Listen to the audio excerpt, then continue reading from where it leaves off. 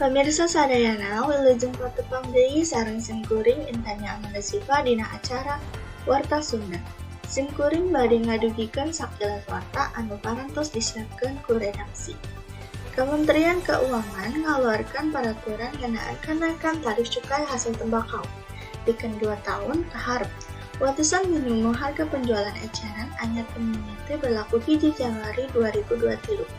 Aturan ieu aya dina Peraturan Pemerintah Keuangan Nomor 180 hiji Tahun 2022 ngeunaan amandemen K2 PMK Nomor 182 Tahun 2022 ngeunaan tarif cukai dina produk bako dina bentuk rokok, sigaret, daun rokok, anektatif kolbek, sareng iris baku. Perda eta ditandatanganan tanggal 14 Desember 2022. Menteri Keuangan Sri Mulyani Indrawati netelakeun penetapan kawijakan penyesuaian tarif CHT geus merhatikan aspek ekonomi, pagawean kelestarian industri rokok jeung usaha ngadalikan penyalahgunaan barang ilegal.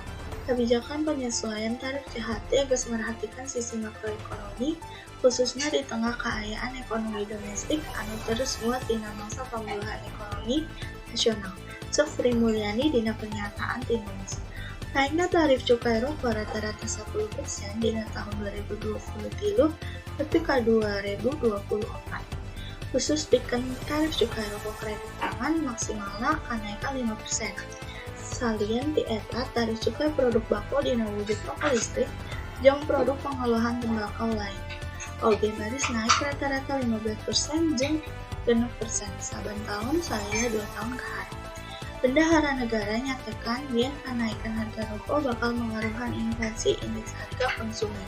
Sareng eta parantos diurus, peningkatan inflasi ditaksir dina kisaran 0,1-0,2% sehingga pengaruhna kana pertumbuhan ekonomi sareng padangelan diperkirakan relatif leutik. Rupina sakitu warta anu parantos didugikeun ku simkuring kapayunan pemirsa sadayana.